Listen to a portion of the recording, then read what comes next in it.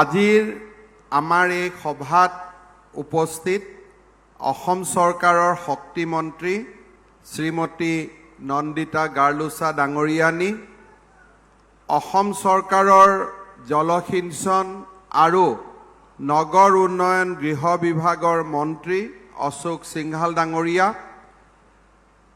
বিটিআৰৰ প্ৰধান শ্ৰী প্ৰমোদ বড়ো ডাঙৰীয়া, বিটিআৰৰ ডেপুটি চিফ শ্ৰী গোবিন্দ চন্দ্ৰ বসুমতাৰী ডাঙৰীয়া, মাজবাট সমষ্টিৰ সন্মানীয় বিধায়ক চৰণ বড়ো ডাঙৰীয়া, দলগাঁও সমষ্টিৰ সন্মানীয় বিধায়ক মজিবুৰ ৰহমান ডাঙৰীয়া, APGCLৰ অধ্যক্ষ শ্ৰী সঞ্জীৱা কুমাৰ ডাঙৰীয়া, APDCLৰ মেনেজিং ডিৰেক্টৰ ৰাকেশ কুমাৰ ডাঙৰীয়া, AEGCLৰ মেনেজিং ডিৰেক্টৰ শ্ৰী দেৱজ্যোতি দাস ডাঙৰীয়া, বিটিআৰৰ কাৰ্যবাহী সদস্য দেওবৈচা বড়ো, সঞ্জীৱ তাঁতী, দিগন্ত বৰুৱা, নীলোৎ স্বৰ্গীয়াৰী, ওদালগুৰি জিলা ভাৰতীয় জনতা পাৰ্টিৰ সভাপতি সুনীল বসুমতাৰী ডাঙৰীয়া,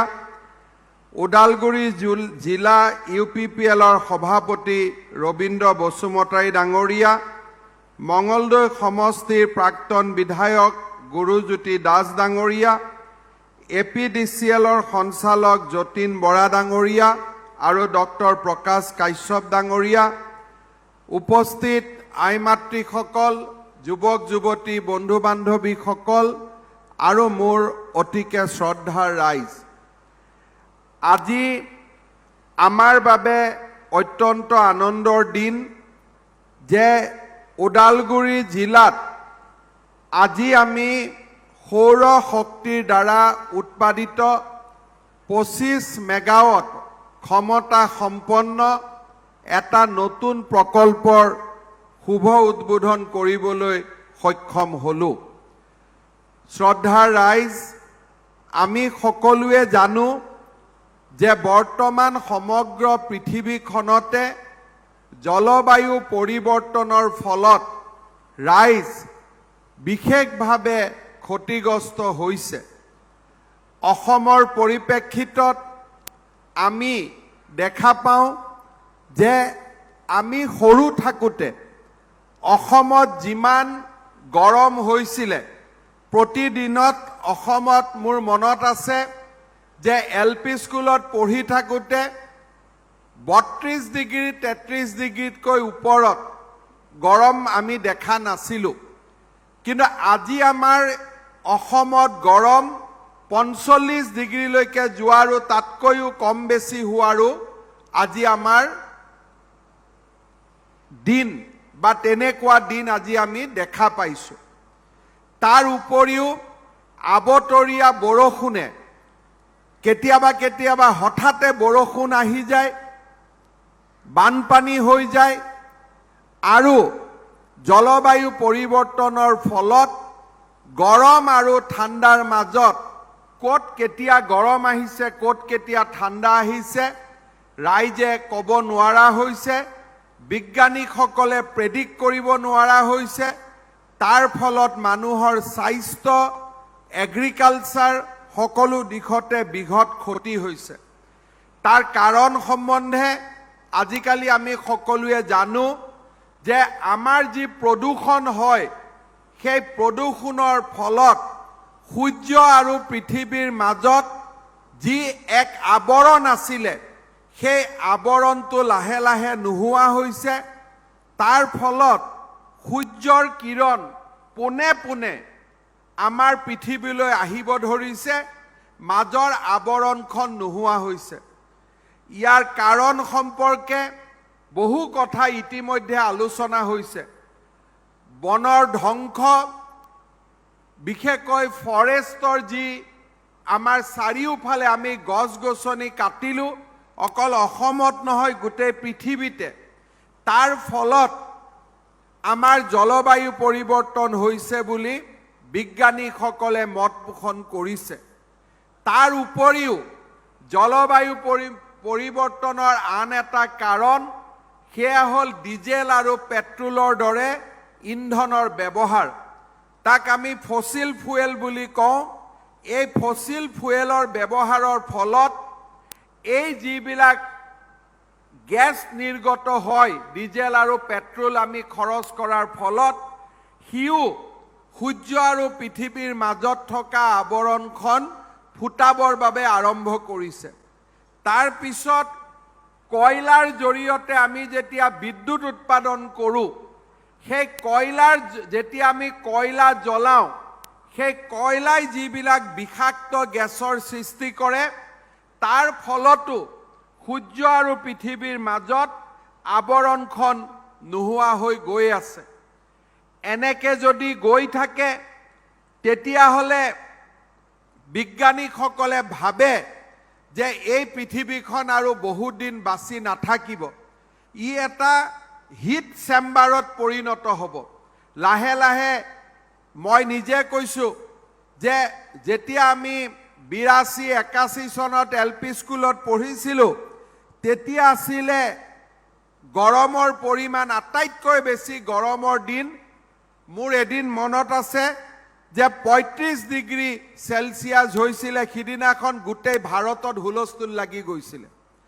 আজি 85 চনৰ পৰা 2021, অৰ্থাৎ আমি ক'ব গ'লে 30 বছৰৰ ভিতৰত, 35 বছৰৰ ভিতৰত জলবায়ু বা তাপৰ পৰিমাণ 10 ডিগ্ৰী সেন্টিগ্ৰেড বাঢ়িছে। আৰু 30 বছৰ পিছত 55 ডিগ্ৰী আমাৰ জলবায়ু আমাৰ গৰম হ'ব। তাৰ 30 বছৰ পিছত 65 ডিগ্ৰী হ'ব। মানুহ কেনেকৈ ঘৰৰ পৰা ওলাব? ফেনেও কাম নকৰিব, এয়াৰ কণ্ডিশ্যনেও কাম নকৰিব। মানুহ গৰমতে, ঘৰৰ বাহিৰত ওলালে গৰমতে মানুহ মৃত্যু হ'ব। যে ঘামত মানুহে যেনেকৈ কয়, আমি চৌকাত কিবা এটা ঢালি দিলে যেনেকৈ আমি জ্বলি যাওঁ, সূৰ্যৰ গৰমতে আমি জ্বলি জ্বলি নোহোৱা হৈ যাম। অৰ্থাৎ এই পৃথিৱীখন নোহোৱা হৈ যাব। সেইবাবে আটাইতকৈ পৃথিৱীৰ সন্মুখত এতিয়া আমাৰ বহুত মানুহে অসমত আহিলে অসমৰ সমস্যা কি বোলে? আলফাৰ সমস্যা। অসমৰ সমস্যা কি বোলে? অসমৰ ডাঙৰ সমস্যা হ'ল বানপানীৰ সমস্যা। অসমৰ ডাঙৰ সমস্যা কি? নিবনুৱাৰ সমস্যা।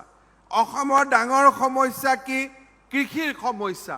কিন্তু আমি যদি চাব যাওঁ, আজি মাদাৰ অফ অল প্ৰব্লেম, সকলো সমস্যাৰ মূল হ'ল জলবায়ুৰ পৰিৱৰ্তন। অৰ্থাৎ আজি এই সমস্যাটো ইমান ডাঙৰ, কাৰণ সেইটো অকল গুৱাহাটীত হোৱা নাই, অসমত হোৱা নাই, সমগ্ৰ পৃথিৱীত হৈছে। শ্বিলঙত যদি আপোনালোকে আগত গৈছিলে, তেতিয়া দেখিব শ্বিলঙত গ'লেই ছাতি ল'বই লাগে, বৰষুণ আহি থাকে। আজিকালি বৰষুণ তাত কমি গ'ল। আগতে আমি আমাৰ লিখিছিলোঁ যে আটাইতকৈ বৰষুণ হোৱা জাগাৰ নাম কি? চেৰাপুঞ্জী, মৌচিনৰাম। তাত এতিয়া বৰষুণ নাই। আগতে যদি কোনোবা মানুহ ইংলেণ্ডত যায়, ডাঙৰ ডাঙৰ জেকেট লৈ যায়। আজিকালি কয় হ'ব, সৰু কোট এটা আনিলেও হ'ব। ইনফেক্ট মোৰ ঘৰৰ মানুহ এজন যোৱাকালি ইংলেণ্ডত আছিলে। মই ফোনত সুধিছিলোঁ কিমান ঠাণ্ডা, বোলে ঘৰৰ পৰা ওলাব পৰা নাই, ইয়াতে হিট ৱেভ হৈ আছে। যোৱা 2 দিন ধৰি ইংলেণ্ডত হিট ৱেভ হৈ আছে। অৰ্থাৎ বৰফৰ মাজত থকা স্থানতো এতিয়া সূৰ্যৰ ৰশ্মিয়ে একেবাৰে তাক চৌকাৰ দৰে গৰম কৰি তুলিছে। ইয়াৰ মূল কাৰণ হ'ল জলবায়ুৰ পৰিৱৰ্তন। গছ-গছনিৰ আমি অবাধে যি গছ-গছনি কাটিলোঁ, গাড়ী কিনিলোঁ, পেট্ৰল ডিজেল ব্যৱহাৰ কৰিলোঁ, ঘৰত আমাক লাইট লাগে, গতিকে আমি কয়লা দি বিদ্যুৎ উৎপাদন কৰিলোঁ। এই বিভিন্ন কাৰণত আজি আমাৰ পৃথিৱীখন সম্পূৰ্ণ ধৰণে এটা ধ্বংসৰ ফালে আগবাঢ়িছে। প্ৰধানমন্ত্ৰী নৰেন্দ্ৰ মোদী ডাঙৰীয়াই ৰাষ্ট্ৰসংঘৰ জলবায়ু পৰিৱৰ্তন সন্মিলনত অংশ লৈ তেখেতে এই সমস্যাৰ কথা উল্লেখ কৰি তেওঁ কৈছিল যে পৃথিৱীত যাতে জলবায়ু পৰিৱৰ্তন কমিব পাৰে তাৰ বাবে ভাৰতে নিজৰ দায়িত্ব পালন কৰিব। তাৰ মানে লাহে লাহে আমি গাড়ী মটৰ ইলেক্ট্ৰিচিটিৰ ওপৰত চলাম, আমি পেট্ৰল ডিজেলৰ ওপৰত নচলাওঁ। এতিয়া যদি ওদালগুৰি ৰাইজে ৰেল লাইনবিলাক চাই দেখিব ভাৰতীয় ৰেল এতিয়া ইলেক্ট্ৰিচিটিত চলে। ইয়াত ডিজেল আৰু নালাগে, খুব কম সংখ্যক ডিজেল তেওঁলোকে ব্যৱহাৰ কৰি আছে। সমগ্ৰ ৰাস্তাটোদি ৰেল ইলেক্ট্ৰিচিটিৰ ওপৰত ৰেল চলে।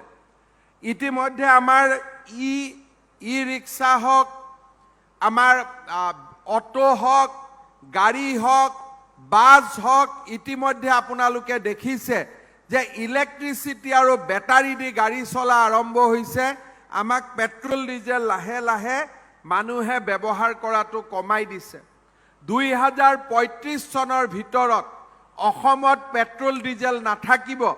হয় হাইড্ৰজেন আমি গাড়ীত ভৰাব লাগিব, নহ'লে আমি ইলেক্ট্ৰিচিটিৰ বেটাৰী যি ঘৰতে চাৰ্জ হ'ব, পেট্ৰল ডিপোত পেট্ৰল ডিজেল নবঢ়াই মাত্ৰ বেটাৰী চাৰ্জ কৰিব। বেটাৰী দি আমি গাড়ী চলোৱা আৰম্ভ কৰিম। আৰু আমি ইলেক্ট্ৰিচিটি ক'ৰ পৰা পাম? আমি কয়লাৰ পৰা ইলেক্ট্ৰিচিটি নবনাওঁ, আমি পানী আৰু সূৰ্যৰ পৰা আমি ইলেক্ট্ৰিচিটি বনাম। প্ৰধানমন্ত্ৰী নৰেন্দ্ৰ মোদী ডাঙৰীয়াই কৈছে যে ভাৰতত আমি 500 গিগাবাইট সোলাৰ এনাৰ্জি আমি 2033 চনৰ ভিতৰত প্ৰডিউচ কৰিম। 500 গিগাবাইট মানে কি? 1000 মেগাৱাটত 1 গিগাবাইট হয়।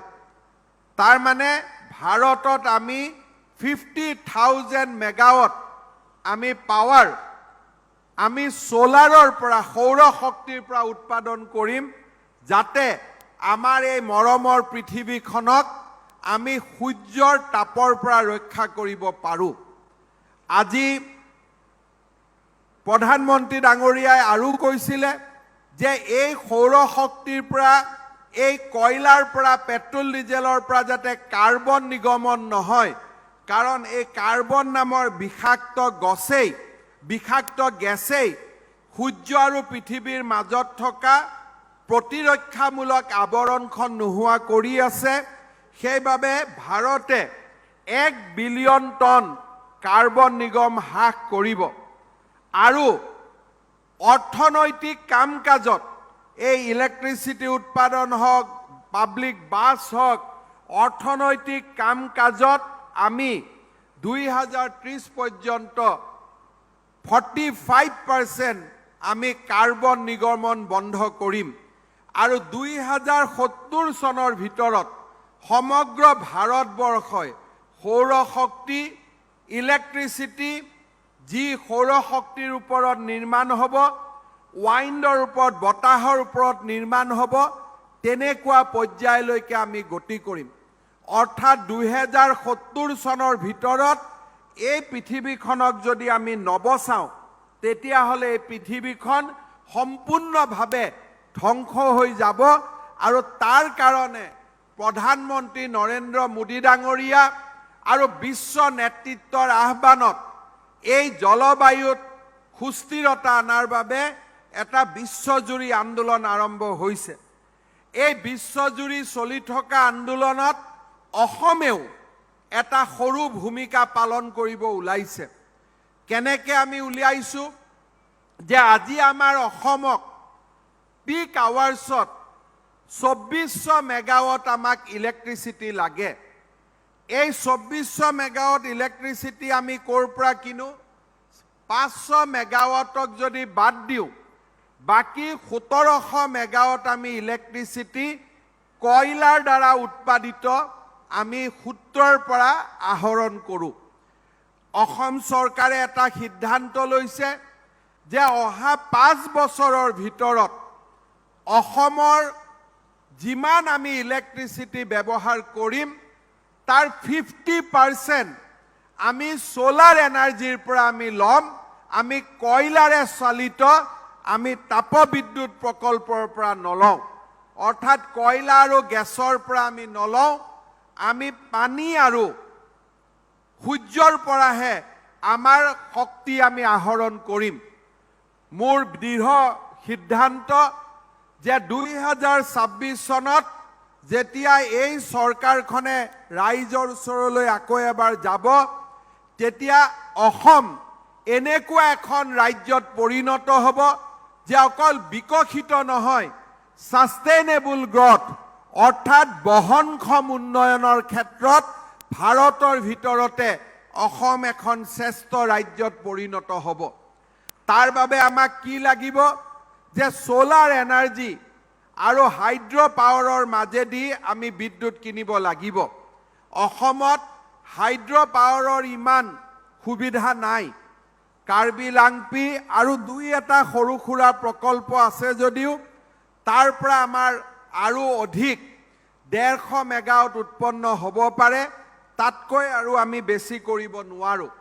সেইকাৰণে অসম চৰকাৰে সৌৰ শক্তিৰে বিদ্যুৎ উৎপাদনৰ বাবে সিদ্ধান্ত লৈছে আৰু বাই 2026 আমাৰ 50% এনাৰ্জি আমি সৌৰ শক্তিৰ পৰা আনিম।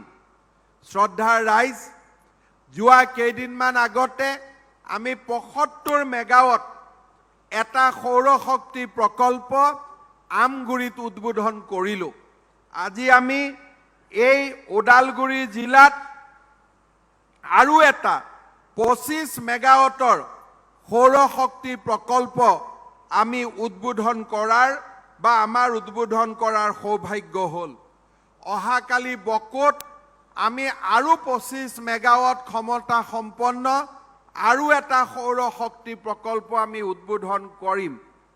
কেইদিনমান পিছত চামুগুৰি আৰু কাছাৰত, নগাঁও আৰু কাছাৰত আৰু দুটা 25 মেগাৱাট সম্পন্ন সৌৰ শক্তিৰ চালিত আমি প্ৰকল্প উদ্বোধন কৰিম। আৰু এই মুহূৰ্তত আমি অহা 2 মাহৰ ভিতৰত অসমৰ টোটেল সোলাৰ এনাৰ্জি আমি 215 মেগাৱাটলৈকে আমি বৃদ্ধি কৰিম। তাৰ লগে লগে অসম চৰকাৰে দুটা ডাঙৰ সিদ্ধান্ত লৈছে যে ভাৰত চৰকাৰৰ এটা প্ৰতিষ্ঠান নেইভেলি লিগনাইট কৰ্পোৰেশ্যন, তেওঁলোকৰ লগত সহযোগিতাৰে আমি অসমত 1000 মেগাৱাট সৌৰ শক্তিৰে পৰিচালিত আমি বিদ্যুৎ উৎপাদন কৰিম। আৰু ৰাজ্য চৰকাৰে নিজৰ পুঁজিৰে আৰু এক্সটাৰ্নেলি এইডেড প্ৰজেক্টৰ সুবিধা লৈ আৰু 1000 মেগাৱাট সোলাৰ পাৱাৰ আমি উদ্বোধন কৰিব বিচাৰিছোঁ। ইয়াৰ উপৰিও আমাৰ ৰাজ্যত লগত কেন্দ্ৰীয় চৰকাৰৰ আন এটা সংস্থা SJVN তাৰ লগত আলোচনা হৈ আছে যে অসমৰ বিল খালসমূহত ফ্লোটিং সোলাৰ এনাৰ্জি উৎপাদন কৰিব আমি পাৰোঁ আৰু তাৰ বাবেও 5000 মেগাৱাট সোলাৰ এনাৰ্জি উৎপাদনৰ প্ৰাৰম্ভিক কথা বতৰা চলি আছে।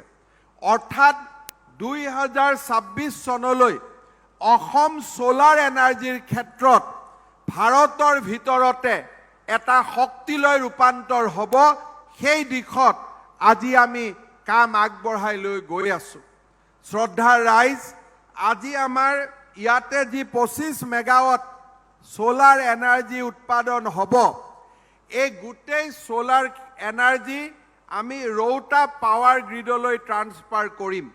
তাৰ ফলত এই ৰৌতা আৰু মাজবাট অঞ্চলৰ ৰাইজে দিনৰ সময়ত অত্যন্ত ষ্টেবল পাৱাৰ লাভ কৰিবলৈ সক্ষম হ'ব, সুস্থিৰ বিদ্যুৎ লাভ কৰিবলৈ সক্ষম হ'ব। কাৰণ ইয়াৰ পৰা উৎপাদিত বিদ্যুৎ আমি গুৱাহাটী বা ডিব্ৰুগড়লৈকে লৈ নাযাওঁ। এই বিদ্যুৎ এই অঞ্চলৰ 55,000 গ্ৰাহকৰ কাৰণে আমি উৎসৰ্গিত কৰিম। ইয়াৰ ফলত আমাৰ মাজবাট আৰু ওদালগুৰিৰ ৰাইজৰ অন্ততঃ দিনৰ ভাগত বিদ্যুৎত বহুতখিনি সুবিধা হ'ব, তাক মই আশা কৰিছোঁ। শ্ৰদ্ধাৰ ৰাইজ, আমি এই বিদ্যুৎ পাৱাৰ উৎপাদন কৰোঁতে অজুৰ পাৱাৰ প্ৰাইভেট লিমিটেডৰ লগত একেলগ হৈ আমি এই শক্তি উৎপাদন কেন্দ্ৰটো স্থাপন কৰিছোঁ মই তেখেতসকলকো আজিৰ মুহূৰ্তত ধন্যবাদ আৰু কৃতজ্ঞতা জনাইছোঁ শ্ৰদ্ধাৰ ৰাইজ সৌৰ শক্তিৰ পৰা অলপ আঁতৰি আহি মই আন দুই এটা কথা আপোনালোকৰ আগত ক'ব বিচাৰিছোঁ যোৱা কেইদিনমান ধৰি আমাৰ ৰাজ্যখনে বান পৰিস্থিতিৰ মোকাবিলা কৰিবলগীয়া হৈছিল আমাৰ ওদালগুৰিতো বহুতো লোক বানপানীত ক্ষতিগ্ৰস্ত হৈছিল আপোনালোকে দেখা পাইছে যে বিটিআৰে হওক অসম চৰকাৰে হওক ৰাজ্যৰ বান ক্ষতিগ্ৰস্ত লোকক সকলো ধৰণে সহায় কৰাৰ বাবে আমি যোৱা দুমাহ ধৰি প্ৰচেষ্টা চলাই আহিছিলোঁ প্ৰথমতে আমি বান বিধ্বস্ত ৰাইজক উদ্ধাৰ কৰা ৰিলিফ কেম্পত ৰিলিফ সামগ্ৰী যোগান ধৰা আৰু ঘৰলৈ উভতি যাওঁতে ৰিলিফ কেম্পত থকা লোকক ৩,৮০০ টকা কৰি হাতত দি আমি ঘৰলৈ পঠিয়াইছিলোঁ যোৱা দুদিন আগতে মুখ্যমন্ত্ৰী সাহায্য পুঁজিৰ পৰা আমি আমাৰ যিসকল ল'ৰাৰ বা ছোৱালীৰ পঢ়া শুনাৰ কিতাপ পত্ৰ ক্ষতিগ্ৰস্ত হৈছিল তেনে লোকক তেনে ছাত্ৰ ছাত্ৰীক আমি ১,০০০ টকাকৈ বেংক একাউণ্টত আমি পঠাই দিছিলোঁ প্ৰায় ১,১০,০০০ ছাত্ৰ ছাত্ৰী ইয়াৰ পৰা উপকৃত হৈছিল অহা ১৫ আগষ্টৰ আগতে আমাৰ বানপানীত যিসকল লোকৰ ঘৰ ক্ষতিগ্ৰস্ত হ'ল ফুল্লি বা পাৰ্চিয়েলি এই লোকসকললৈকেও আমি সাহায্য প্ৰদানৰ ব্যৱস্থা কৰিম প্ৰায় ৩০০ কোটি টকা এই কামত আমি ব্যৱহাৰ কৰিব লাগিব এনেকুৱা এটা প্ৰাৰম্ভিক হিচাপ আমাৰ সন্মুখলৈকে আহিছে ৰাজ্য চৰকাৰে প্ৰথমবাৰৰ বাবে বান হৈ যোৱাৰ এমাহৰ ভিতৰতে সকলো ক্ষতিপূৰণ ৰাইজক উভতাই দিবলৈ প্ৰচেষ্টা হাতত লৈছে মই ওদালগুৰিৰ বান বিধ্বস্ত ৰাইজকো প্ৰতিশ্ৰুতি দিব বিচাৰিছোঁ যে আমি নিৰ্ধাৰিত কৰি দিয়া দিন মতেই আমি ৰাইজৰ মাজত এই বান সাহায্য আমি বিতৰণ কৰিম শ্ৰদ্ধাৰ ৰাইজ আমাৰ ৰাজ্যখনে আৰু সমগ্ৰ দেশে অহা ১৫ আগষ্টত স্বাধীনতাৰ ৭৫ বছৰ পালন কৰিব প্ৰধানমন্ত্ৰী নৰেন্দ্ৰ মোদী ডাঙৰীয়াই এটা নতুন কাৰ্যসূচী দিছে যে স্বাধীনতাৰ ৭৫ বছৰ আমাৰ জীৱনত আৰু দ্বিতীয়বাৰ নাহে এই বছৰটো আমি অমৃত মহোৎসৱ হিচাপে পালন কৰিছোঁ এই অমৃত মহোৎসৱৰ লগত সংগতি ৰাখি অহা ১৩ আগষ্টৰ পৰা ১৫ আগষ্টলৈ ৩ দিন আপোনালোকে ভাৰতৰ জাতীয় পতাকা এখন নিজৰ টকাৰে কিনি ঘৰত লগাব লাগিব অৰ্থাৎ অসমৰ ৮০ লাখ ঘৰত ১৩ তাৰিখৰ পৰা ১৫ তাৰিখলৈকে জাতীয় পতাকা আমি আমাৰ ঘৰত লগাব লাগিব যাতে এই পবিত্ৰ ভাৰত মাতৃক আমি আমাৰ সন্মান প্ৰদৰ্শন কৰিব পাৰোঁ এই কাৰ্যসূচীৰ মোদী ডাঙৰীয়াই নাম দিছে হৰ ঘৰ তিৰংগা এই তিৰংগ পতাকা আমি ৰেচন কাৰ্ডৰ দোকানতো উপলব্ধ কৰিম আৰু মহিলা আত্মসহায় গোটসকলেও উপলব্ধ কৰাব ১৩ৰ পৰা ১৫ আগষ্টৰ ভিতৰত অসমৰ প্ৰতি ঘৰ মানুহে প্ৰতিটো দোকানত প্ৰতিখন স্কুলত প্ৰতিখন কলেজত আমি আমাৰ ৰাষ্ট্ৰীয় পতাকা উৰুৱাই ৰাখিব লাগিব মই ওদালগুৰিৰ ৰাইজক এই কাৰ্যসূচীত সহায় সহযোগিতা কৰাৰ বাবে আহ্বান জনালোঁ আপোনালোকে এখন ৰাষ্ট্ৰীয় পতাকা আমি ৰেচন কাৰ্ডৰ দোকানত 16 টকাৰ দামতে এখন ৰাষ্ট্ৰীয় পতাকা উপলব্ধ কৰাই দিম আপোনালোকে কিন্তু ১৩ৰ পৰা ১৫লৈকে প্ৰত্যেক ঘৰে ঘৰে এই ৰাষ্ট্ৰীয় ধ্বজ আমি উৰুৱাই ৰাখিব লাগিব এই পবিত্ৰ দায়িত্ব আমি পালন কৰিব লাগিব ইয়াৰ লগত আমি আৰু এটা কাম কৰিব খুজিছোঁ যে আজি আমাৰ ভাৰতৰ স্বাধীনতাৰ ৭৫ বছৰ হ'ল এই ৭৫ বছৰত আমি প্ৰত্যেকখন জিলাতে ৭৫টা পুখুৰী আমি খান্দিব খুজিছোঁ। আগত যেনেকে ৰজা মহাৰাজাই যুদ্ধ জিকিলে ঘূৰি আহি এটা সৰোবৰ বনাই, সেই ধৰণে ভাৰতৰ স্বাধীনতা যুঁজত আমি জয়লাভ কৰাৰ ৭৫ বছৰৰ লগত সংগতি ৰাখি আমি প্ৰত্যেকখন জিলাত ৭৫টা আমি সৰোবৰ বনাম। এই ৭৫টা সৰোবৰৰ নাম দিছোঁ আমি অমৃত সৰোবৰ। ওদালগুৰি জিলাতো আমি ৭৫টা অমৃত সৰোবৰ বনাম। ৰাইজৰ আমি সহায় সহযোগিতা কামনা কৰিম। আমি আৰু এটা কাম হাতত লৈছোঁ, সেইটো হ'ল যে আমাৰ ঘৰৰ কাষৰ স্কুল, আমাৰ ঘৰৰ কাষৰ অংগনবাদী, আমাৰ ঘৰৰ কাষৰ চৰকাৰী চৌহদ, এই গোটেই চৌহদবোৰত আমি ৭৫ ডাল কৰি এই অহা এমাহত আমি গছ ৰোপণ কৰিব খুজিছোঁ। অৰ্থাৎ প্ৰত্যেক আনুষ্ঠানিক চৌহদত, সত্ৰ হওক, মন্দিৰ হওক, মছজিদ হওক, নামঘৰ হওক, যিমান ৰাজহুৱা স্থান আছে, চৰকাৰী অফিচ হওক, আমি ৭৫ ডাল গছ পুলি ৰোপণ কৰিব লাগে। আৰু এই গছ পুলিডালৰ নাম হৈছে অমৃত বৃক্ষ। অমৃত বৃক্ষ আমি ৰোপণ কৰিম, অমৃত সৰোবৰ আমি নিৰ্মাণ কৰিম। আমাৰ লাভ কি হ'ব? বানপানীৰ সময়ত পানী হ'লে অমৃত সৰোবৰে অলপ হ'লেও পানী ধৰি ৰাখিব, মাছৰ উৎপাদন হ'ব। অমৃত বৃক্ষ যেতিয়া ৰোপণ হ'ব, জলবায়ু পৰিৱৰ্তনৰ ক্ষেত্ৰত আমি অলপ হ'লেও সহযোগিতা আগবঢ়াব পাৰিম। শ্ৰদ্ধাৰ ৰাইজ, অহা 10 অক্টোবৰৰ পৰা আমাৰ অৰুণোদয় আঁচনিৰ পৰিমাণ 1000 টকাৰ পৰা 1250 টকালৈকে বৃদ্ধি হ'ব। অৰ্থাৎ 250 টকা আৰু আমাৰ একাউণ্টত বেছিকৈ আহিব। এই 250 টকা আমি কিহত ব্যৱহাৰ কৰিম? আমাৰ যি ইলেক্ট্ৰিচিটি বিল আহে, সেই বিল আমি চৰকাৰৰ টকা দি আমি বিলটো দি দিম, নিজৰ টকা নলওঁ। এই কাৰণে আমি 250 টকা আমি অতিৰিক্তকৈ অৰুণোদয় বেনিফিচিয়াৰীক আমি যোগান ধৰিম। তাৰ লগে লগে প্ৰত্যেকটো অসমৰ সমষ্টিত আমি নতুনকৈ 6000 পৰিয়ালক আমি অৰুণোদয় আঁচনি দিয়াৰ বাবেও আমি সিদ্ধান্ত গ্ৰহণ কৰিছোঁ। অৰ্থাৎ আমাৰ ওদালগুৰিতে হওক, ৰৌতাতে হওক, মাজবাটে হওক, আৰু 6000 পৰিয়ালে অৰুণোদয় আঁচনি লাভ কৰিব। তাৰ আগে আগে এই মাহৰ পৰা আমাৰ চৰকাৰৰ ছাত্ৰ ছাত্ৰী বিষয়াসকল প্ৰত্যেক ঘৰ অৰুণোদয় বেনিফিচিয়াৰী ঘৰত যাব।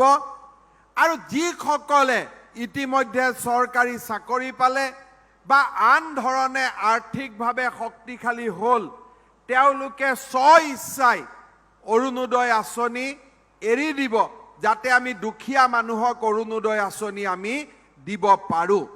শ্ৰদ্ধাৰ ৰাইজ, প্ৰত্যেকগৰাকী অৰুণোদয় বেনিফিচিয়াৰীৰ পৰিয়ালত এইবাৰ আমি এটা লগো লগাই দিম, অৰুণোদয় পৰিয়াল বুলি। চবৰে অৰুণোদয় ফেমিলিৰ ঘৰৰ সন্মুখত এখন ছাইনবোৰ্ড থাকিব, অৰুণোদয় পৰিয়াল। আৰু এই অৰুণোদয় পৰিয়ালসমূহে গছ পুলিও ঘৰৰ সন্মুখত ৰূপায়ণ কৰিব লাগিব, যে অমৃত বৃক্ষ আৰু অৰুণোদয় পৰিয়াল দেখিলেই যাতে আমি গম পাওঁ যে এইটো অৰুণোদয় পৰিয়াল। আৰু ধনী মানুহবিলাকে যোনে ভুলতে অৰুণোদয় লৈছে, তেওঁলোকেও যাতে লাজতে অৰুণোদয়টো এৰি দিয়ে। ছাইনবোৰ্ড লগালেহে অৰুণোদয়টো এৰি দিব, হয়নে নহয়? তেতিয়া কোনোবা যদি ধনী মানুহৰ ঘৰত অৰুণোদয় ছাইনবোৰ্ড লাগি থাকে, তাৰ ঘৰততো কোনোবা ছোৱালীও বিয়া নিদিব, বোলে দে তই অৰুণোদয় লৈ আছ, ইমান ধনী হয়, তোৰ ঘৰত কিয় ছোৱালী বিয়া দিম, হয়নে নহয়? সেইকাৰণে এইবাৰ আমি সকলো অৰুণোদয় পৰিয়ালৰ ঘৰৰ সন্মুখত আমি একোখন ছাইনবোৰ্ড লগাম, যাতে যোগ্যজনেহে অৰুণোদয় ল'ব পাৰে। এই গোটেই কামবিলাক আমি ডিসেম্বৰ মাহৰ ভিতৰত সমাপ্ত কৰিব খুজিছো অহা 6 আগষ্টত মেট্ৰিকত ষ্টাৰ নম্বৰ পোৱা লেটাৰ নম্বৰ পোৱা ল'ৰা ছোৱালীক আমি কম্পিউটাৰৰ পৰিৱৰ্তে 16,000 টকাকৈ দিম আৰু দুৰ্গা পূজাৰ আশে-পাশে মেট্ৰিকত ফাৰ্ষ্ট ডিভিজন পোৱা ছোৱালীবিলাকক স্কুটি দিম আৰু হায়াৰ সেকেন্ডাৰীত ফাৰ্ষ্ট ডিভিজন পোৱা ছোৱালীবিলাকক স্কুটি দিম এইবাৰ হায়াৰ সেকেন্ডাৰীত লেটাৰ নম্বৰ পোৱা ল'ৰাবিলাককো আমি স্কুটি দিম যাতে ছোৱালী ল'ৰা দুইটাই পায় খালি ছোৱালীয়ে ফাৰ্ষ্ট ডিভিজন পালে পাব ল'ৰাই কিন্তু লেটাৰ নম্বৰ পাব লাগিব ল'ৰাৰ কাৰণে অলপ টাইট কৰি দিছো এই ধৰণে আমি আমাৰ যিমানবিলাক আমাৰ ইলেকশ্যনত আমি প্ৰতিশ্ৰুতি দিছিলো সেইবিলাক আমি আগুৱাই লৈ যাবৰ কাৰণে চেষ্টা কৰিছো অলপ আগতে আমাৰ বিটিআৰৰ মুৰব্বী প্ৰমোদ বড়োক মই সুধিছো যে প্ৰমোদ ভাই ইলেকশ্যনৰ আগত আমি কিন্তু ওদালগুৰিৰ খিলঞ্জীয়া ৰাইজক মাটিৰ পট্টা দিম বুলি কৈছো হেতু কিন্তু আমি পট্টা দিবই লাগিব যেনে তেনে মই ভাবো আমাৰ খিলঞ্জীয়া ৰাইজক আমি যেনেকে গোটেই অসমতে বসুন্ধৰা আঁচনিৰ জৰিয়তে মাটিৰ পট্টা দিয়াৰ কাম হাতত লৈছো বিটিআৰেও যাতে বিটিআৰ বসুন্ধৰা নিৰ্মাণ কৰি বিটিআৰৰ ৰাইজৰ মাটি বাৰীৰ সমস্যা সমাধান কৰে তাৰ বাবে মই বিটিআৰ প্ৰধানৰ লগত এইমাত্ৰ আলোচনা কৰিছো আৰু তেওঁ মোক কৈছে যে সাৰ্কেল অফিচাৰ বিলাকক ট্ৰেনিং কৰি থকা হৈছে তাৰ পিছতে এই ব্যৱস্থা হাতত লোৱা হ'ব শ্ৰদ্ধাৰ ৰাইজ আমাৰ 1 আগষ্টত এটা নতুন কাম আমি হাতত ল'ব খুজিছো সেইটো হ'ল মিছন ভূমিপুত্ৰ তাৰ মানে আমাৰ এছটি এছচি ওবিসি ল'ৰা ছোৱালীবিলাকে কাষ্ট সাৰ্টিফিকেট বিচাৰি অফিসে ঘূৰি থাকিব লাগে 1 আগষ্টৰ পৰা এটা নতুন কাম আমি হাতত ল'ব খুজিছো সেইটো হ'ল যে ল'ৰা ছোৱালীয়ে কাষ্ট সাৰ্টিফিকেট বিচাৰি অফিসত আহিব নালাগে 9, 10, 11, 12 ষ্টুডেণ্টক অফিচাৰে গৈ স্কুলতে কাষ্ট সাৰ্টিফিকেটখন দি দিব আমি অফিসত আহিলেতো আমাৰ টকা পইচা খৰচ কৰিব লাগে সেইকাৰণে এতিয়া স্কুলতে গৈ আমাৰ ল'ৰা ছোৱালীক ডিচিয়ে 9, 10, 11, 12ক কাষ্ট সাৰ্টিফিকেট দিব লাগিব তাৰ পিছত প্ৰত্যেকবাৰে 8ৰ ল'ৰা 9 পাছ কৰিব আৰু কাষ্ট সাৰ্টিফিকেটখন উপহাৰ স্বৰূপে ডিচিয়ে স্কুলত গৈ ল'ৰা ছোৱালীক দিব লাগিব এই কাম আমি কৰিব খুজিছো যাতে আমাৰ এছটি এছচি আৰু ওবিসি ল'ৰা ছোৱালীয়ে কষ্টৰ সন্মুখীন হ'ব নালাগে আৰু আমি নিয়ম কৰিছো আমাৰ গুৰখা মানুহে যেতিয়া ওবিসি সাৰ্টিফিকেট খুৰে ডিচিয়ে কয় আপুনি ভাৰতীয় নাগৰিক হয়নে নহয় আৰে মই গুৰখা মানে ভাৰতীয় আৰু কি গুৰখা বিদেশী হ'ব পাৰে নেকি গতিকে সেই কাৰণে এইবাৰ আমি নিয়ম কৰিছো যে কোনো এছটি এছচি ওবিসি মানুহক কোনো ডিচিয়ে ভাৰতীয় হয় নে নাই প্ৰশ্ন কৰিব নোৱাৰে তেওঁলোক খিলঞ্জীয়া মানুহ তেওঁলোকক ডাইৰেক্ট কাষ্ট সাৰ্টিফিকেট দিব লাগিব এই 1 আগষ্টৰ পৰা আমি মিছন ভূমিপুত্ৰ আৰম্ভ কৰিব খুজিছো কেবিনেট ডিসিশন হৈ গল আমি ডিসি সকলক মাতিছো 27 তাৰিখে ট্ৰেনিং কৰি দিম বুজাই দিম যাতে লাহে লাহে সৰকাৰখন যাতে সাধাৰণ ৰাইজৰ ঘৰত সোমাব পাৰে বুকুত সোমাব পাৰে এই ধৰণে আমি চিন্তা চৰ্চা কৰিছো আৰু লাহে লাহে আমি আগুৱাই লৈ গৈ আছো শ্ৰদ্ধা ৰাইজ যোৱাবাৰ আমি ধান কিনুতে দাম দিছিলো 1960 টকা এইবাৰ মোদী ডাঙৰীয়াই ধানৰ দাম 2020 টকালৈকে বৃদ্ধি কৰিছে যিটো দাম আমি অহা অক্টোবৰৰ পৰা পাম মই ওদালগুৰি ৰাইজক আহ্বান জনাম আপোনালোকে যেন ভাল কৰি খেতি কৰে খেতিৰ ধান মধ্যভোগীক নিদি সৰকাৰক যাতে দিয়ে তাৰ বাবে মই অনুৰোধ কৰিম এই মুহূৰ্তলৈকে অসমত এই বছৰ আমি প্ৰায় 5 লাখ মেট্ৰিক টন ধান কিনিব পাৰিছো ৰাইজক আমি আৰু আহ্বান জনাইছো যে ঘৰত ধান আছে যদি আমাক দি দিয়ক খুব সম্ভৱ ৰাইজৰ ঘৰত আৰু ধান নাই কিন্তু তথাপিতো আমি আশা কৰিছো যে এই বছৰত আমি 7 লাখ 8 লাখলৈকে যাব পাৰিম কিন্তু অহা বছৰ যেহেতু এইবাৰ চৰকাৰে নিৰ্ধাৰিত সময়ত বেংকৰ একাউণ্টত টকা ঘূৰাই দিছে অহাবাৰ আমি চেষ্টা কৰিম 3 দিনৰ ভিতৰত যাতে পইচা পায় আজি ধান দিলে 3 দিনৰ ভিতৰত যাতে একাউণ্টত পইচা আহে আপোনালোকে যেন ভাল কৰি খেতি কৰে আৰু FCI বা অসম চৰকাৰক ধান বিক্ৰী কৰে তাৰ বাবেও মই আহ্বান জনাম শ্ৰদ্ধাৰ ৰাইজ আপোনালোকৰ মাজত ওদালগুৰিত আহি মই অত্যন্ত আনন্দিত ওদালগুৰিক লৈ কৰা চিন্তা চৰ্চাৰ বিষয়ে প্ৰমোদ বড়ো ডাঙৰীয়া ইতিমধ্যে আপোনালোকক আভাস দিছে অহা সেপ্টেম্বৰ মাহৰ অসম বিধানসভাত আমি বড়োলেণ্ড ইউনিভাৰ্চিটিৰ এটা কেম্পাছ ওদালগুৰিত খোলাৰ বাবে আমি আইন গৃহীত কৰিম তাৰ লগে লগে ওদালগুৰি উচ্চ শিক্ষাৰ ক্ষেত্ৰত আৰু এখোপ আগুৱাই যাব পাৰিব মই একিন মোবাইলটো দেখোন মোৰ মোবাইলটো আজি মই ওদালগুৰিত আহোঁতে আমাৰ PWDৰ কমিশনাৰক সুধিছিলোঁ যে ওদালগুৰি ৰাইজে মোক গলেই আমাৰ ৰৌতা ওদালগুৰিৰ মাজৰ দলংখনৰ কথা কয় যে এই দলংখন কিয় হোৱা নাই হাইৱেত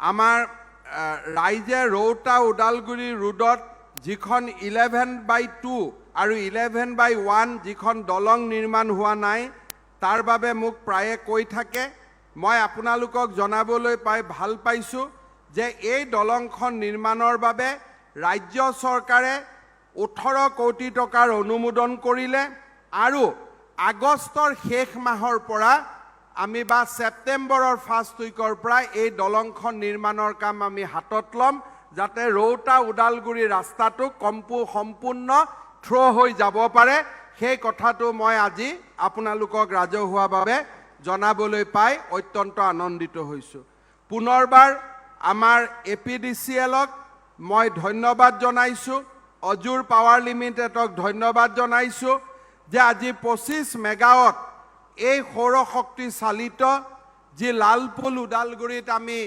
এই শক্তি উৎপাদন কেন্দ্ৰ আৰম্ভ কৰিব পাৰিলোঁ ইয়াৰ বাবে মই তেওঁলোকক ধন্যবাদ জনাইছোঁ আৰু অসমত আমি সৌৰ শক্তি উৎপাদনৰ যি এক ব্যাপক পৰিকল্পনা হাতত লৈছোঁ তাত আগবাঢ়ি যাবলৈ তেওঁলোকক মই অনুৰোধ জনাইছোঁ পুনৰ এবাৰ শক্তি মন্ত্ৰী নন্দিতা গাৰ্লোচা আৰু সমগ্ৰ APDCL AEGCL আমাৰ তিনিওটা বিদ্যুৎ কোম্পানীকে মোৰ ধন্যবাদ আৰু কৃতজ্ঞতা জনাই মই মোৰ বক্তব্যৰ সামৰণি মাৰিছোঁ ধন্যবাদ জয় হিন্দ বন্দে মাতৰম 13 আগষ্টৰ পৰা 15 আগষ্টত পতাকা উত্তোলন কৰাটো কিন্তু কোনেও নাপাহৰিব NRCত গৈ এপ্লাই কৰিলে নহয় মই ইণ্ডিয়ান সিটিজেন বুলি পতাকা উত্তোলন কৰিহে প্ৰমাণ দিব লাগিব যে মই প্ৰকৃততে ভাৰত মাতাৰ সন্তান হয়নে নহয় হয়নে গতিকে সকলোৱে 13ৰ পৰা 15 তাৰিখে ওচৰৰ ৰেচনৰ দোকানত তিৰংগ পতাকা পাব